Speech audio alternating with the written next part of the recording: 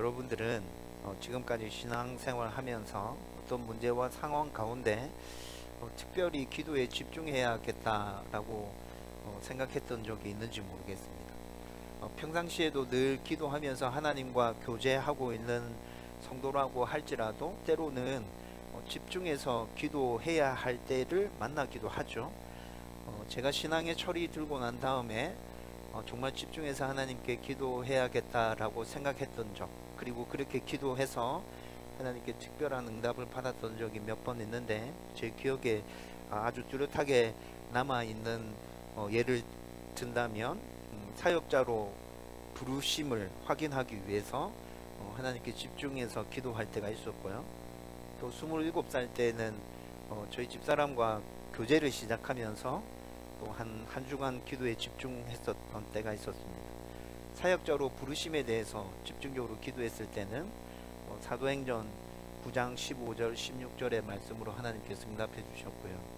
그리고 집사람과 교제를 시작할 때 기도했을 때는 로마서 8장 28절의 말씀으로 하나님께서 응답해 주셨습니다. 이건 좀 굉장히 오래전 일이죠. 한 20년 정도 된 일인데, 네. 최근에, 그러면 가장 최근에는 그런 적이 어떤 적이 있었죠? 라고 물으면 가장 최근에 기억나는 건 개척하기 전에 4년 전이었죠. 개척하기 직전에 하나님께 집중해서 기도해야겠다라는 생각이 참 많이 들었어요. 그런데 앞에 교회에서 사역하던 게 마무리가 되지 않았어요. 제가 12월 셋째 주에 사역을 그만뒀고 1월 첫째 주에 여기서 예배 드리기 시작했거든요. 그러니까 고작 해봐야 그 중간에 한 주간이 비었던 거죠. 사역도 마무리되어지지 않았고, 그리고 그때 동시에 이곳에서 인테리어 공사가 진행되고 있었어요. 네, 마무리 사역을 하면서 인테리어 공사도 진행하고, 그러면서 한 주 쉬고 저는 바로 다운 교회 개척하게 됐죠. 이 상황이 이렇게 흘러가다 보니까 기도해야겠다는 마음은 너무 간절했는데 기도할 수 있는 짬이 안 났죠. 12월 셋째 주 주일 사역을 마무리하고 그 다음날 월요일날 광주에 있는 기도원으로 출발해서 한 주간 동안 기도원에서 기도하다가 내려와서 돌아오는 주일날 이곳에서 첫 예배를 드렸습니다. 그때 광주에 있는 기도원에 가서 기도할 때 이미 모든 것들이 개척과 관련된 모든 부분들이 다 결정 나 있는 상황이었고, 인테리어도 진행되고 있었고, 지금 그 한 주간이 지나면 바로 예배가 시작되고 모든 것들이 지금 다 진행된 상황이잖아요. 그래서 그때 기도할 때 하나님께서 저에게 특별히 주셨던 말씀은 없었어요. 그냥 하나님의 도움을 구하고 하나님의 은혜를 구하면서 그렇게 기도했었는데, 월요일날 오전에 광주에 있는 기도원으로 향하는데 한 3시간 넘게 차 안에서 왜 그렇게 눈물이 흘러내리는지 모르겠어요. 광주로 가는 그 차 안에서 저도 이유를 알 수 없는 눈물이 계속 흘러내리면서 그냥 그 3시간 넘는 시간 동안 제가 차 안에서 계속 하나님께 고백한 건 하나님만 의지하겠습니다. 하나님만 의지하겠습니다. 그러면서 기도원에 갔던 기억이 있습니다. 여러분, 이제 4년이 지나서 이제 다운교회가 자립하게 되고, 내년에는 이제 함께 사역할 수 있는 동력자들도 생겨서 교회가 새로운 출발을 하는 시점이라는 생각이 저는 요즘 굉장히 많이 듭니다. 그런데 한 2주 전부터 교회가 이렇게 자립하고 또 동력자들과 함께 새롭게 새로운 국면의 사역을 펼쳐 나갈 텐데 이때 기도해야 되지 않을까? 라는 생각이 정말 많이 들었어요.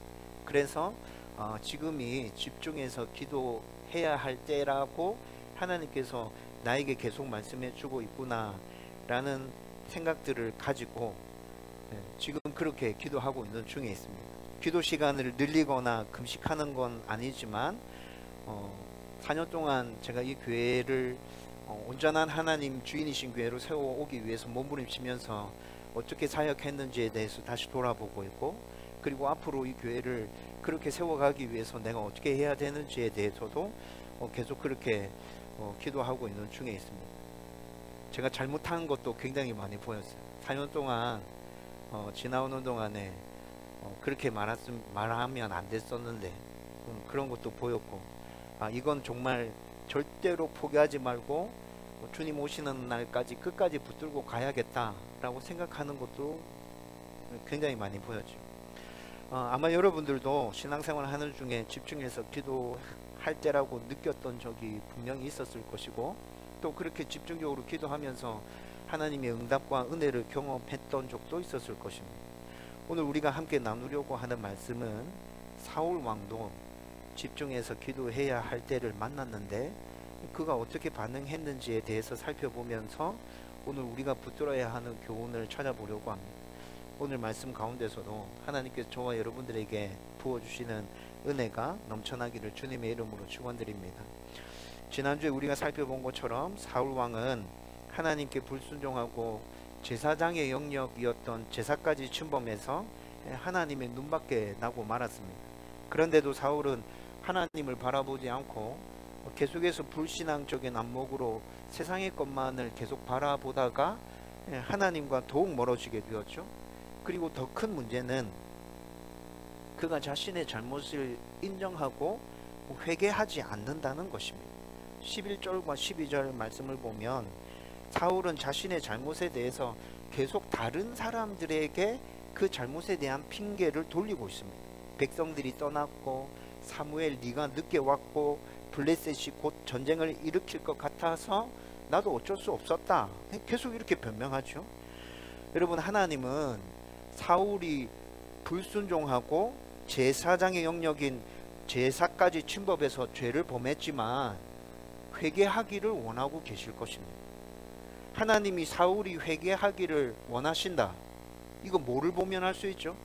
여러분, 성경 전체를 보면 이게 분명하게 확 드러나지 않나요? 죄를 범한 이스라엘 백성들, 그들이 회개하기를 기다리시는 하나님, 그리고 그들이 회개하면서 하나님 앞에 다시 나왔을 때 그들을 다시 용납하고 받아주시는 하나님.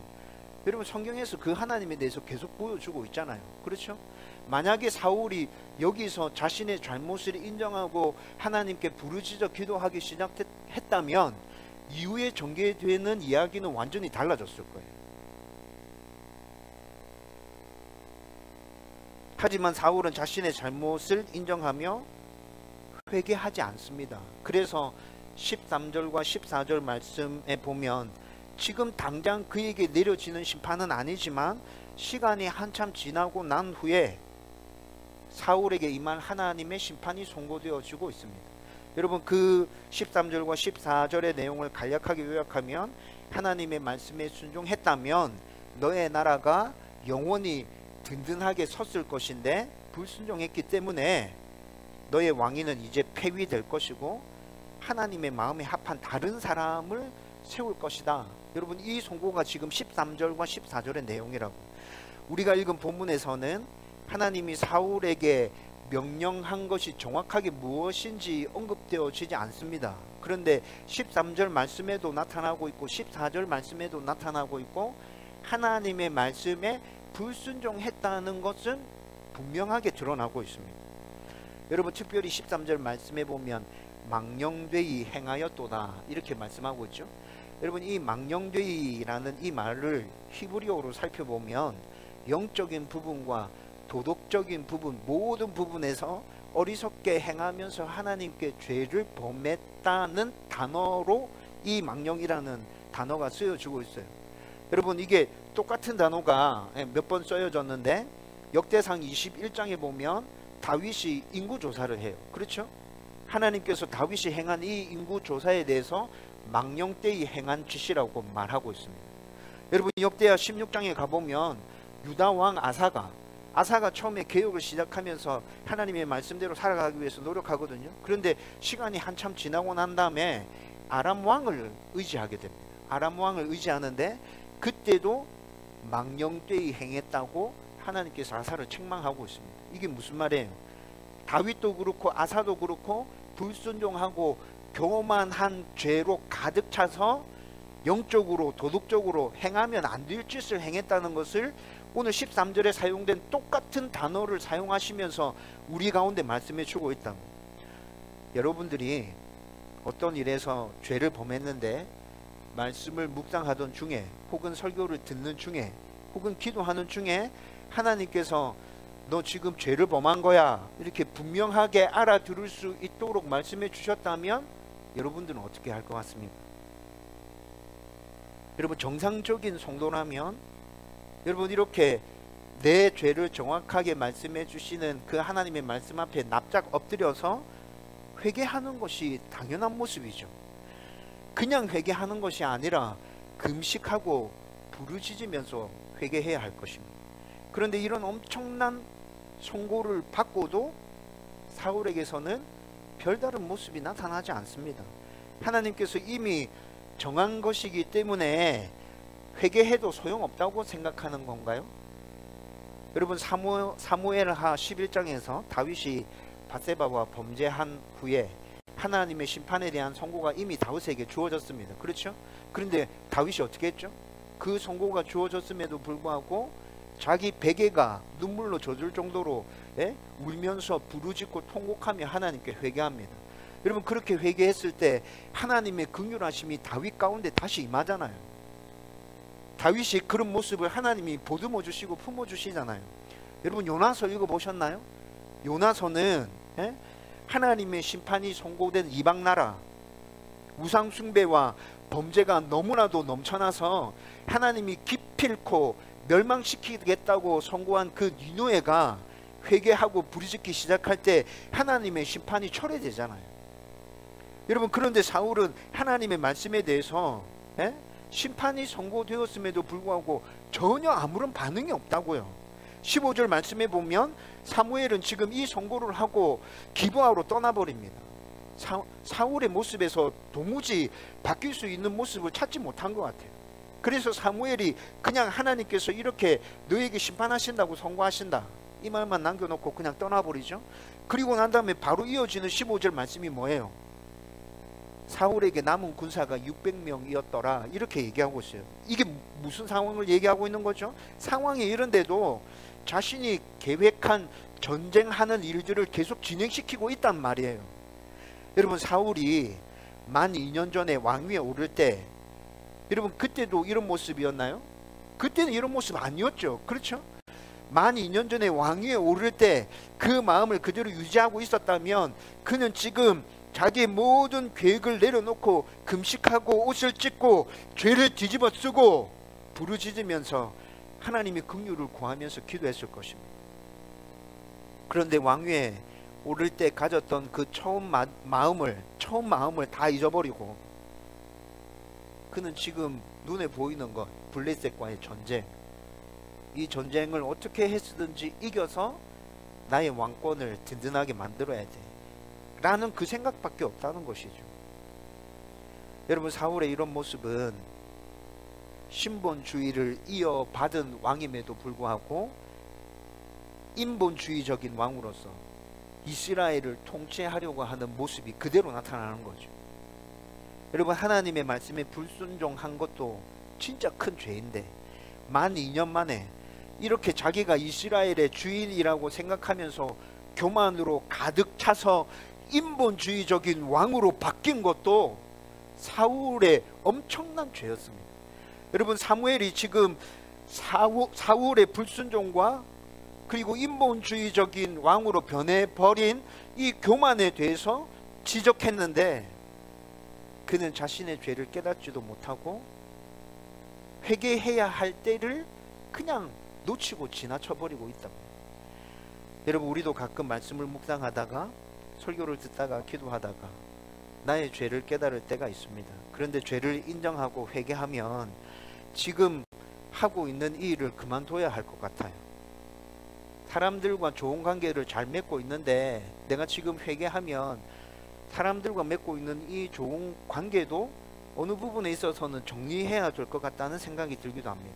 이루어 놓은 모든 성과가 물거품이 될 것 같고 회개하고 돌이키고 난 후에 새롭게 걸어가야 되는 그 길이 너무 어렵고 힘들게 느껴지기도 합니다. 그래서 내 죄가 무엇인지 정확하게 깨달아지지만 그냥 모른 척하고 지나가고 싶을 때 정말 많죠. 하나님, 이번만 하나님 요것만, 지금 일이 이만큼 왔잖아요. 하나님 지금 어쩔 수 없잖아요.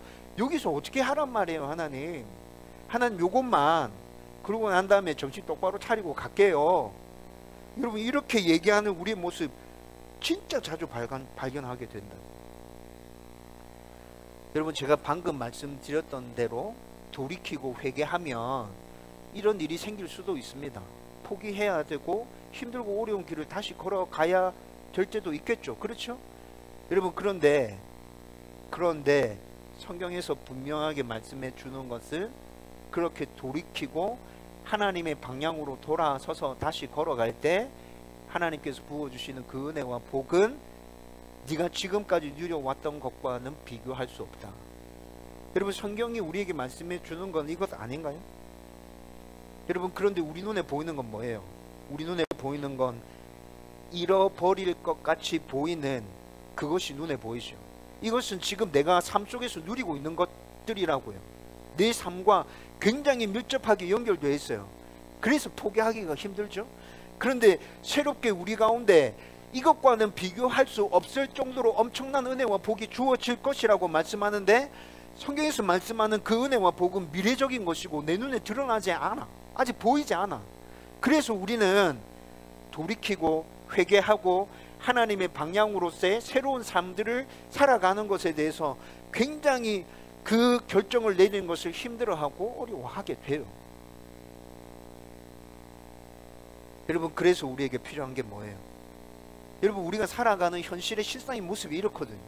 그래서 우리에게 필요한 게 뭐죠? 우리 안에 내주하시는 성령님께서 우리에게 주시는 그 담대함들, 용기들, 어떤 상황과 마주하더라도 흔들리지 않는 그 평안함이 우리 가운데 필요하다고요.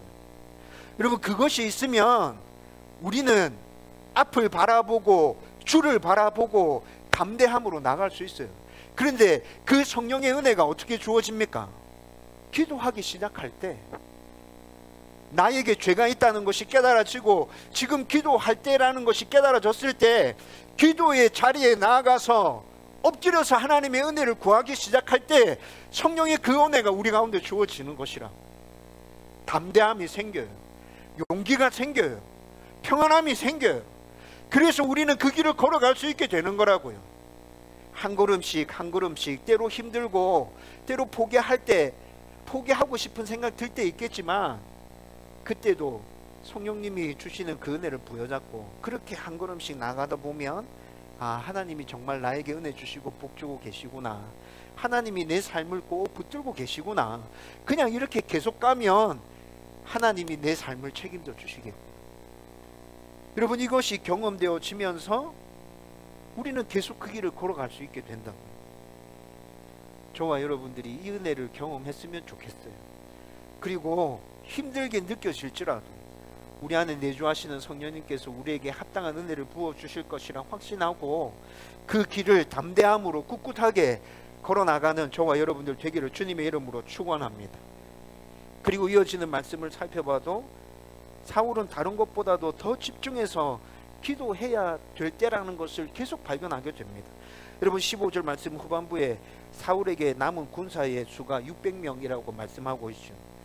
여러분, 사울이 이스라엘 왕으로 등극하고 만 2년이 지나면서 사무엘이 처음에 왕정이 시작되면 이런 일이 있을 거야 라고 사무엘이 말했던 게 뭐였어요? 상비군이 생길 것이라고 이스라엘 백성들에게 경고했죠. 여러분, 그 경고대로 지금 사울은 왕이 오르자마자 상비군을 만들었어요. 3,000명. 아주 적은 숫자인 것 같지만 어쨌든 3,000명이라는 상비군이 조직됐죠. 그리고 전쟁을 계획하면서 블레셋을 도발시키고 전쟁이 일어날 것이 지금 확정된 상황이에요.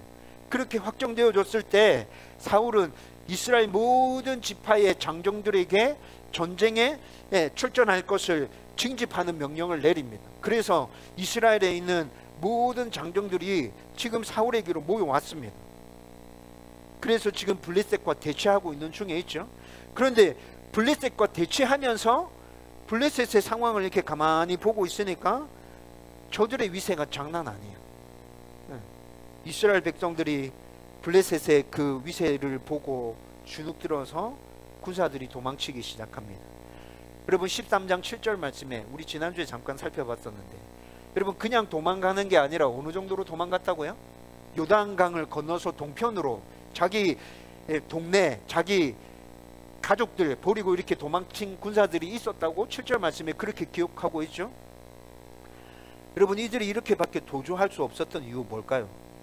자기들이 봐도 이 전쟁에 승산이 없어. 이거 붙으면 100번 붙으면 100번 다 져.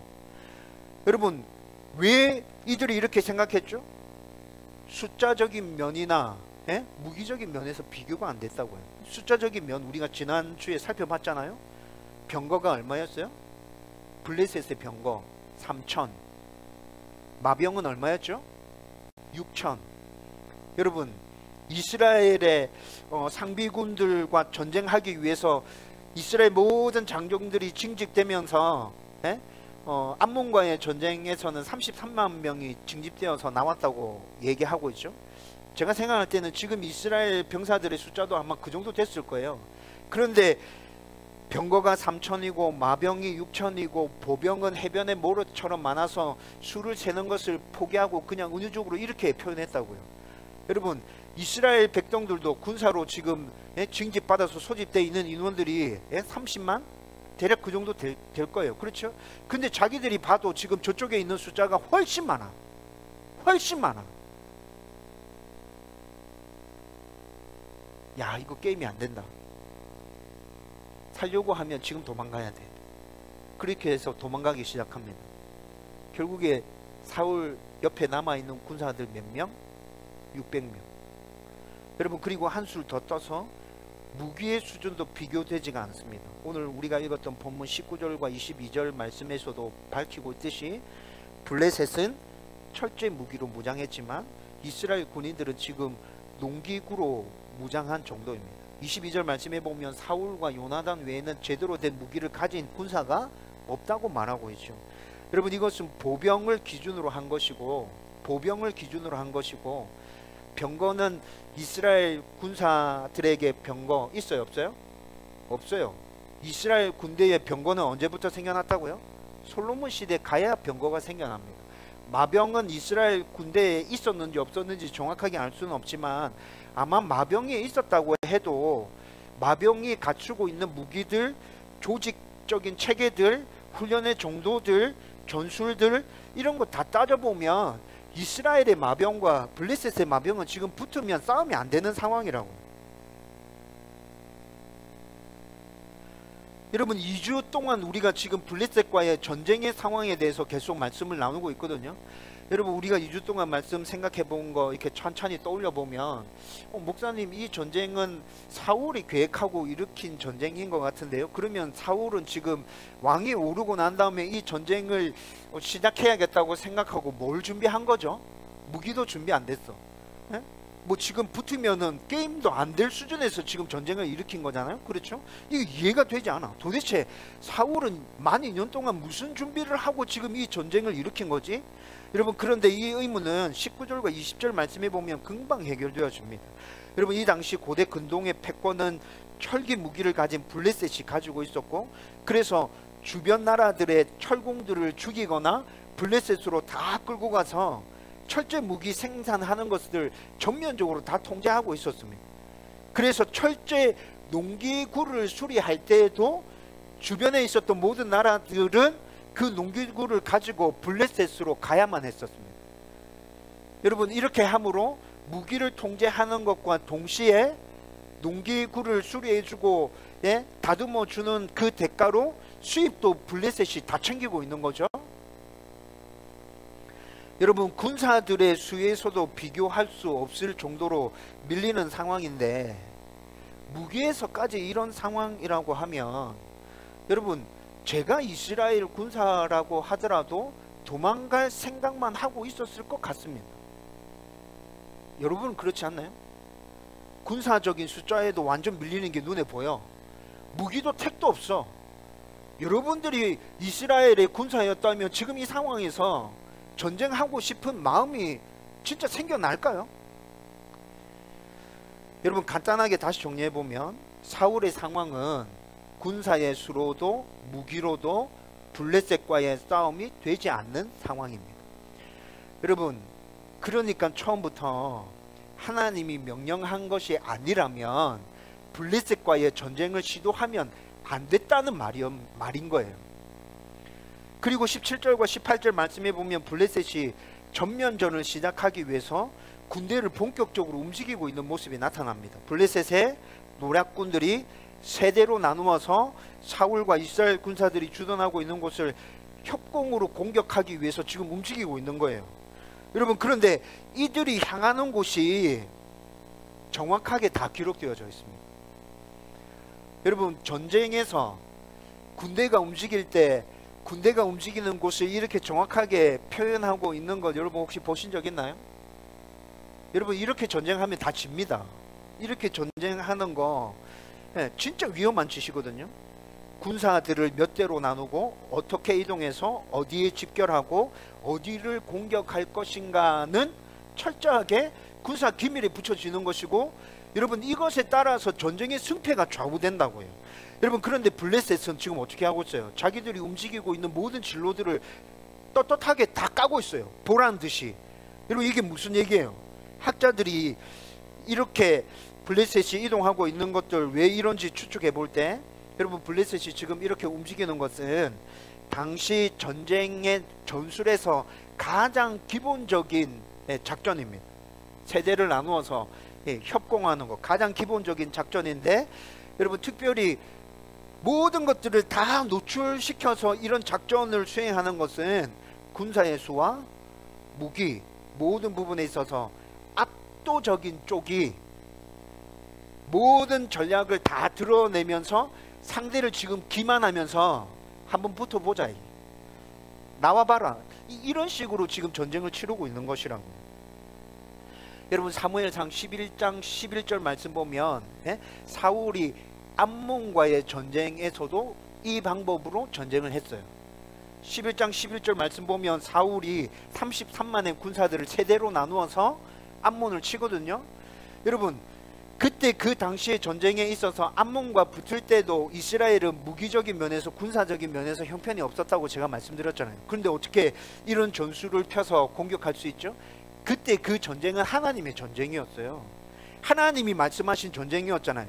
사울 안에 담대한 믿음이 있었어. 이스라엘 백성들 안에도 이 전쟁은 하나님의 전쟁이고 하나님이 반드시 우리를 승리케 하실 것이라는 그 믿음과 확신으로 담대함이 있어서 이렇게 전쟁을 수행할 수 있었다고요. 그런데 11장 11절 말씀 보면 또 한편으로 확신과 담대함이 있었지만 한편으로 조심스럽게 새벽에 세대를 나누어서 암몬을 공격했어요. 그런데 지금 블레셋은 어떻게 진격하고 있어요? 새벽도 아니야. 그냥 다 보라는 듯이 까놓고 지금 움직이고 있어. 여러분, 이런 모습들을 이스라엘 군사, 남은 군사들이 보고 있다면 여러분, 그들의 마음이 어떨 것 같아요? 오줌을 지릴 정도로 두려움과 공포가 그들 가운데 확 엄습해 오지 않겠어요? 여러분, 블레셋이 이렇게 전쟁을 치르고 있는 이유는 우리 이기면 무조건 이긴다라는 확신이 그들 가운데 있기 때문에 이렇게 하고 있죠. 모든 상황들이 지금 다 이렇게 움직이고 있어요. 군사의 수도 비교되지 않고 무기도 비교가 되지 않고 적의 사기는 하늘을 찌를 듯 해서 모든 것들을 다 드러내놓고 지금 전쟁을 시작하고 있는 상황이에요. 사울이 현실적으로 할 수 있는 건 뭐 있어요? 여러분, 오늘 말씀을 읽으면서 사울이 지금 이 상황에서 현실적으로 할 수 있는 거 찾으셨나요? 15절 말씀에 보면 자기에게 남은 군사가 몇 명인지 계수하는 것, 이것이 지금 사울이 할 수 있는 전부입니다. 군사들 숫자 세는 게 자기가 할 수 있는 일 전부라고요. 14장에 가보면 요나단이 그래도 용기를 내서 자기 몸종과 함께 블레셋의 진영에 기습해서 쳐들어가거든요. 그렇게 쳐들어가서 블레셋이 완전히 혼란스러워집니다. 그때 사울은 블레셋의 진영에 치고 들어간 군사가 누구냐, 계수해서 그 군사를 찾아내는 것, 지금 이 상황 속에서 사울이 할 수 있는 건 고작 그 정도라고요. 사울이 구체적인 전쟁과 관련해서 할 수 있는 거 아무것도 없습니다. 여러분, 만약에 여러분들이 이런 상황 가운데 놓여 있다면 여러분 어떻게 할 것입니까? 만약에 여러분들이 이런 상황 가운데 놓여 있다면, 여러분 제가 이런 상황 가운데 있다면 모든 백성에게 금식을 선포하고 옷을 찢고 죄를 뒤집어 쓰고 울부짖으면서 하나님께 회개하며 살려달라고 매달렸을 겁니다. 이렇게 하는 거 말고 다른 방법이 생각나는 게 아무것도 없어요. 아마 여러분도 마찬가지일 것입니다. 여러분, 그런데 사울은 지금 어떻죠? 이런 상황임에도 불구하고 사울은 기도하지 않습니다. 이렇게도 절망적인 상황인데도, 너무 이상할 정도로, 답답해 미쳐버릴 정도로 기도하지 않아요. 여러분, 9장에서 나타난 사울의 모습은 어떤 모습이었죠? 아버지의 명령에 따라서 몇 날 며칠 동안 잃어버린 나귀를 찾아서 돌아다니며 헤매던 그 효성지극했던 사울. 10장에 나타난 사울의 모습은 어떤 모습이었어요? 사무엘이 기름 부으려 할 때 짐 보따리 뒤에 숨어서 부끄러워하고 사람들 앞에 나서는 것 두려워하고 그 정도로 겸손해 있었던 사울. 11장에 나타난 사울의 모습은 어떤 모습이었죠? 암몬과의 전쟁에서 하나님의 영으로 감동돼서 담대하게 용기를 내어서 그 전쟁을 이끌었던, 그 용맹했던 그 사울이 12년이 지나는 동안에 무슨 일이 있었기에 이렇게 사람이 완전 바뀌었냐고요. 여러분, 성경은 짧은 시간 안에 사울이 왜 이렇게 바뀌었는지에 대해서는 우리에게 말해주지 않습니다. 여러분, 하지만 사울의 이런 모습을 보면서 우리에 대해서 생각해 볼 거리들을 찾을 수 있게 됩니다. 사울의 이런 모습을 보면서 나에 대해서 생각해 볼 거리들을 발견할 수 있게 된다고요. 그게 뭐죠? 사울과 같은 상황 가운데 놓인다면 나는 어떻게 할 것인가? 사울과 같은 상황에 놓인다면 나는 어떻게 반응하면 되지? 여러분, 성경 전체를 살펴보면 기도에 대한 말씀이 너무나도 많이 나타나고 있죠. 여러분, 그 말씀 중에 대부분은 기도하면 하나님께서 들으시고 응답하신다는 것입니다. 여러분, 제가 대학교 4학년 때 교회 선배와 함께 내비게이터 성경 공부 교재로 성경 공부를 했었는데, 그때 요한복음 16장 24절의 말씀으로 기도에 대한 확신을 처음으로 가지게 되었습니다. 지금까지는 너희가 내 이름으로 아무것도 구하지 아니하였으나 구하라, 그리하면 주시리니 너희 기쁨이 충만하지라. 사역을 시작하고 난 다음에 예레미야 33장 2절과 3절 말씀이 너무나도 마음에 들었습니다. 몇 년 동안 아주 중요한 기도를 할 때마다 예레미야 33장 2절과 3절 말씀을 선포하고, 하나님께서 이렇게 말씀하셨으니 제 기도를 들어주십시오 라며 그렇게 기도했었습니다. 이를 행하시는 여호와, 그것을 주여 성취하는 여호와, 그 이름을 여호와라 하는 자가 이같이 이르노라. 너는 내게 부르짖으라, 내가 내게 응답하겠고 내가 알지 못하는 크고 비밀한 일을 내게 보이리라. 개척하기 전에 여러 가지 염려와 근심과 걱정 때문에 마음이 굉장히 불안했어요. 그때 하나님이 저에게 주신 말씀은 빌립보서 4장 6절과 7절 말씀이었어요. 이 말씀을 붙들고 기도하면서 하나님께서 저에게 말로 표현할 수 없는 평안을 허락해 주셨어요. 아무것도 염려하지 말고 다만 모든 일에 기도와 간구로 너희 구할 것을 감사함으로 하나님께 아뢰라. 그리하면 모든 지각에서 뛰어난 하나님의 평강이 그리스도 예수 안에서 너희 마음과 생각을 지키시리라. 여러분, 기도에 대한 말씀이 성경에 이거밖에 없나요? 너무 많아요. 너무 많아요. 너무 많아요. 하나님께서 기도하면 반드시 응답해 주시겠다고 계속해서 말씀해 주고 있어요. 여러분, 그런데 기도했는데 응답되지 않는다고 말하는 성도들도 굉장히 많습니다. 왜 그렇죠?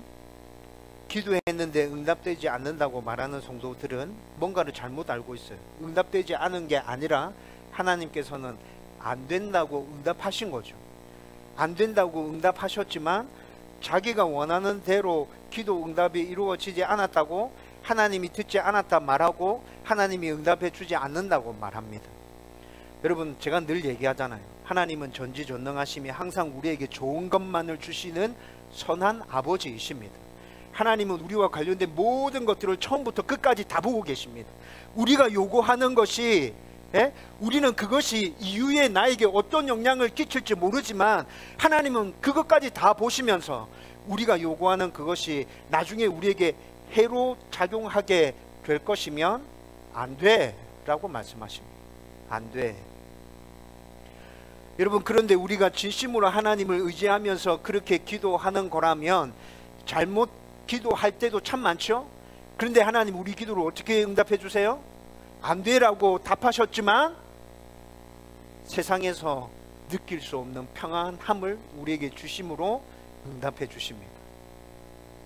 그리고 하나님께서는 우리가 기도한 대로가 아니라 하나님께서 계획하신 대로 선하신 길로 우리를 인도해 가시며 우리를 하나님의 풍성한 은혜 가운데 거할 수 있도록 계속 그렇게 이끌어 주시는 분이시라고요.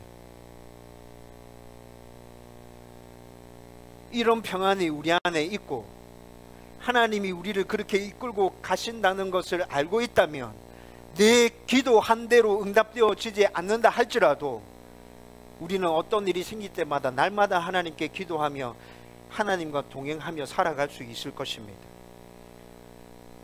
여러분, 아무튼 오늘 사울의 모습을 보면서 우리가 확실하게 마음속에 다시 다잡아야 하고 새겨 넣어야 되는 부분 뭐죠?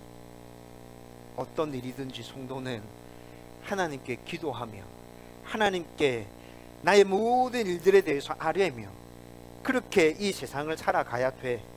특별히 기도할 때라고 느껴질 때는 아무리 급한 일이 있고 내가 기도가 안 된다 할지라도 몸부림치면서까지 기도의 자리에 나가야 돼. 그래야 하나님의 은혜를 덧입을 수 있고 내 삶 안에 하나님의 역사가 그대로 나타나는 것 경험하면서 살아갈 수 있게 될 거예요. 저와 여러분들 가운데 오늘 말씀을 통해서 우리 가슴에 새겨야 될 메시지가 이것이라고요. 여러분, 매일 말씀을 묵상하면서 짧은 시간이지만 진지하게 하나님과 대화하며 기도하십시오. 여러분, 수요 기도에 나와서 15분, 20분 기도하는 것이라 할지라도 여러분들의 마음을 쏟아놓으며 하나님께 기도하십시오. 여러분들이 따로 정한 기도 시간이 있다면 그때 하나님께 온 마음을 다 내어드리며 기도하십시오. 여러분, 우리가 그렇게 하나님과 기도하고 있다면 우리는 날마다 하나님의 은혜 가운데서 살아갈 수 있게 될 것입니다. 저와 여러분들이 이런 은혜를 누리며 살아갈 수 있기를 주님의 이름으로 축원드립니다. 여러분, 이제 설교를 마무리 지으려고 합니다. 제가 설교를 시작하면서 말씀드렸듯이 내년에 우리 교회가 하나님의 은혜 가운데 온전한 교회로 서서 새롭게 출발할 수 있어서 정말 감사합니다. 너무 고맙고 너무 감사해요. 여러분, 그런데 지나온 4년을 돌아보면서 하나님이 주인이신 건강한 교회를 세우기 위해서 더욱더 하나님을 의지해야겠다는 생각이 들면서 기도에 집중해야 될 때구나 라는 생각이 제 안에 들었다고. 그리고 한 2주 정도 그렇게 기도하면서 여러분, 오늘 설교 시작하면서 4년 지나온 저의 모습을 돌아보면서 제가 잘못한 것들 보이는 게 있다고 말씀드렸죠. 그렇게 말하면 안 됐었는데 내가 왜 그렇게 말했지? 하나님의 은혜로 우리 성도들의 헌신으로 이 교회가 이렇게 건강하게 섰는데 내가 왜 나를 드러내고 싶어서 그렇게 말했을까? 그건 나의 교만이었구나. 여러분, 이런 모습들이 보이는 게 있었어요. 여러분, 혹시 제가 말했던 것들 중에 제 말을 통해서 여러분들이 그런 부분에 있어서 마음이 힘들고 상처받은 분들이 있다면 여러분, 이 시간에 진심으로 사과드립니다. 여러분, 그것은 제가 잘못 말한 것이고 제가 실수한 것입니다. 여러분, 그런 것들을 다시 찬찬히 발견하고 확인하면서 제 안에 또 들었던 생각이 있었어요. 내년에 교회가 완전히 자립된 상황에서 교육자들과 함께 이 교회가 출발하는 그 시점에서 하나님께서 더 온전한 하나님 주인이신 교회 세워가라고 기도하는 가운데 이런 나의 모습들을 보게 하시는 거예요. 내가 집중해야 될 부분이 무엇이며 내가 붙들어야 될 부분이 무엇이며 어떻게 이 교회를 계속해서 세워가야 할 것인지 지금 기도하는 중에 보여지는 것들이 굉장히 많다고요. 저는 이게 지금 이 시점에서 하나님께서 저에게 주시는 은혜라 생각합니다. 여러분 목사만 이런 것들 이런 기회가 있나요?